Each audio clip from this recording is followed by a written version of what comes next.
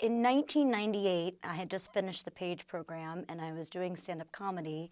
And if you recall, that was a really hot internet time, as you can imagine. So that was the time when we were all 22, 23 and thought we were going to become wildly wealthy by the time we were 30. And I was looking for something to do in the internet space that I thought I could do to support myself while I developed my comedy career. That was my original intention. And I found this hot growing company out of California called Score Educational Centers that had been bought by Kaplan a few years before. And I went to work there and ended up getting so passionate about what we were doing in terms of for-profit education and in my experience of running a business and running sales teams and running a P&L that I just threw myself into that totally and never looked back at that time at the writing. And that's ultimately how I got to Tuck as well, because I was managing a multi-million-dollar P&L but had never taken accounting. I'd been a history major undergrad. And I thought it made a lot of sense to go back and get an MBA and give myself a foundation in business. So after my initial role right at Tuck, I spent 6 years doing executive recruiting and investment banking and corporate strategy and development. And I initially really liked that work. Number one, I was working with MBAs. I was working with my own classmates. I liked the work itself. It was very entrepreneurial in its own way because there's a lot of hustle to being an executive recruiter. But towards the end of that time, I knew that I wanted to do something else. And I was also had very young children at that point.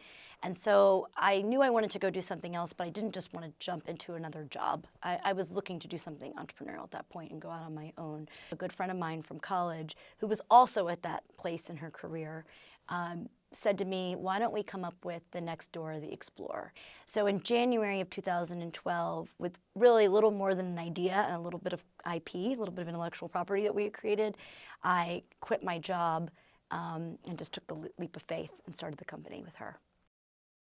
In This Together Media develops creative content for the middle grade and young adult market with a better representation of girls and minorities.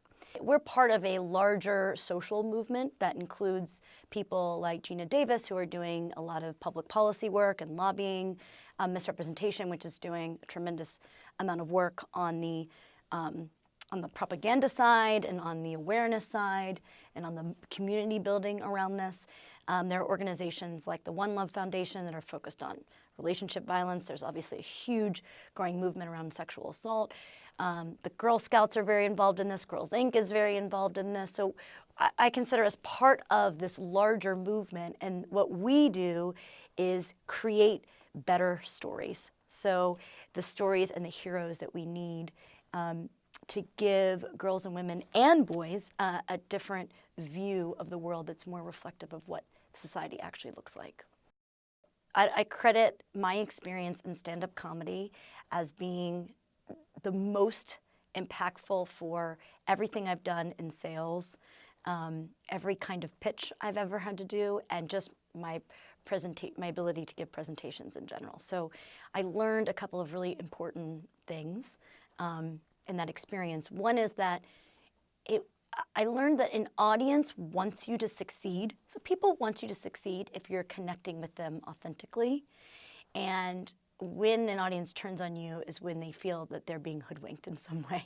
So there's something very important about authenticity when you're presenting or when you're talking about your business or just in sales in general. So that's one of the great lessons. I also learned a lot about timing and how important timing is. And very often in stand-up comedy, a joke will win or fail based on a less than 10-second pause. Pausing at the right space, saying the right word at the right time. It's a really precise art. And it taught me a lot about, again, about how you communicate your ideas most effectively. I think there is a misperception that institutional careers are lower risk than entrepreneurial careers. And I love to do everything I can to fight that perception. So I was an executive recruiter for big institutions for 6 years and during the financial crisis. And what I will tell you is there is absolutely nothing risk-free about being an investment banker or going into consulting or being corporate strategy. So everything you do involves some element of risk and opportunity costs and trade-offs. So I don't think an entrepreneur needs a higher risk tolerance to be successful. What you do need is agency, and to really be confident enough to know that you're the one who has to make your decisions. You are creating from nothing every day. No one's going to tell you what to do or how to spend your time. Actually, a lot of people will give you advice on that, but it's still up to you to figure that out and to go and get the resources you need to make it happen. So it's not about going it alone, but it is about directing and being intentional about what you need and finding the resources to do that. So I think what is required is being able to be comfortable in ambiguity.